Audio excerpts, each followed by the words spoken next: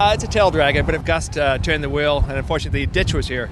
If it was the field, I would have just rolled it back on, but there's a hole, so it fell into the hole. So you didn't flip it all? No. I was too slow probably for ground loop. I was rolling, just waiting for the speed to bleed off, basically, when the gust turned it sideways.